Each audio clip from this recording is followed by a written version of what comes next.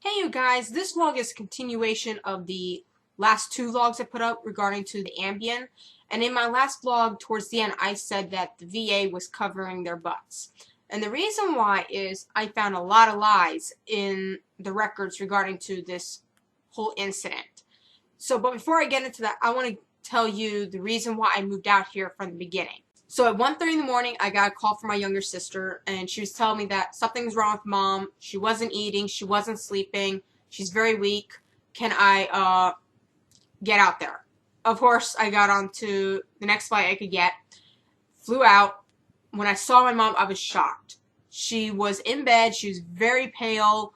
I could see her cheekbones. She was just skin and bones, and you could definitely tell she was not eating. So my mom was really weak. So there's no way for her to have gone out or done anything. All right. Another thing is, the day before my mom was admitted for the Ambien incident, she was discharged from the hospital for throwing up blood. And not only that, my mom was incapable of driving my younger sister to school or even take her to the bus stop, which is only 5 minutes away. So she was extremely weak. There was no way for her to have done any of the things that they said that she did. Now again, on the Ambien situation, my mom had told the doctor from mental health many times that she could not take the Ambien due to amnesia. But the doctor refused to put her on anything else. So my mom gave in. She was desperate for sleep, so that's why she agreed to take the Ambien. And because of this doctor did not listen to her, the Ambien gave her amnesia, and she didn't remember herself taking the Ambien over and over again. And because of that, she ended up having an overdose and being sent to the ER, being restrained in 4-point leather restraints. And the reason why I'm saying that they're covering for themselves is because they're putting lies in my mom's records. And I'm going to tell you what these lies are. And one of the lies that they put in was, by the way, they're saying that I'm saying these things. They're saying, daughter states that patient wandered out last night and may have done some drugs. Again, the reason why I told you why I came out here and that my mom was discharged for throwing up blood is because she's way too weak. There's no way for her to walk out. All right, first of all, we're in a tiny hotel room. So I would have known if she walked out, for one, and I know for a fact she did not walk out that night. And two, my mom doesn't do drugs. So those are two lies. Then again, they state that daughter also notes seeing empty alcohol bottles at home. My mom does not drink. So that's another lie. And again, she's in a hotel room. She's limited on money. She can't go spending money on alcohol anyways. Then they're saying this now. Patient's daughter does not know if patient intentionally overdosed, but notes that the patient has been more depressed since her 17-year-old daughter moved in with the daughter that is here at the hospital.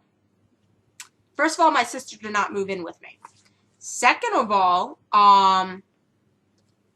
the intentional overdose, I know for a fact my mom did not purposely overdose on Ambien.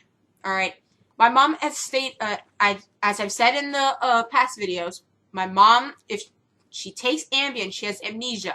And if she takes that Ambien, she'll forget about what she's doing, and there's a good chance she'll end up taking it over and over. I had no idea she was on the Ambien in the first place. If I had known, I would have put an end to it quickly.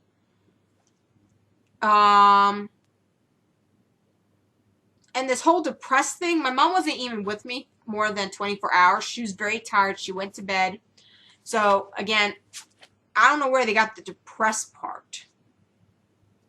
Again, they state that, according to daughter, she thinks that she did not take any drugs, but not sure. Again, I know for a fact my mom did not take drugs. I would know what she was doing.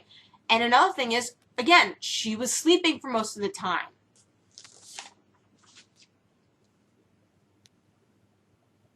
Then they also put down that my mom was doing great.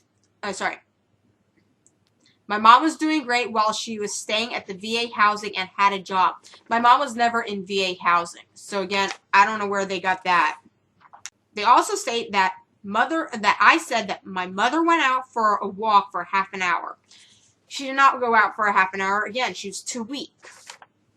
And again, they bring up suicide. They said that I said that she had one suicide attempt. So I don't even know where they get this information. I don't know why they would lie like this besides covering for what they did. Now, when I started reading the records, I noticed the word male, and I was thinking, okay, they mixed her up with somebody else. But the more that I kept reading, I noticed somebody put in capitalization the word female. I was like, okay, they're not mixing her up with somebody else then. So they're really saying that I said that she was possibly doing drugs, she was drinking, and she tried to commit suicide. Now, I'll make this perfectly clear. She has never had a suicide attempt. She doesn't drink, and she doesn't do drugs, okay? The only reason why I would think they would lie like this is because they know they did wrong. They know that what they did to my mom was wrong, and especially when they didn't put in her records that I said not to restrain her, that says something. And I've seen this in other parts of my mom's records throughout the years where they're covering for something they did wrong, and I will be posting them up eventually, but this just shows that they lie so much, and if they're willing to lie this much to cover for what they did, and they go this far, it says a lot, and it's very wrong for someone to do something like that. Another thing I noticed in my mom's records is that somebody put an addendum in. An addendum is for like a doctor or nurse to go in to either change something or add something. Regardless of what my mom did or didn't do, they outright lied about it and therefore falsified her medical records. So that'll be the end of this vlog. Please like, share, and subscribe. But not only that, if you or someone who you know had a similar situation where somebody, either a doctor or nurse, went in and lied about something in your records, please comment below or email me. I would really like to hear what you have to say. Again, thanks for watching.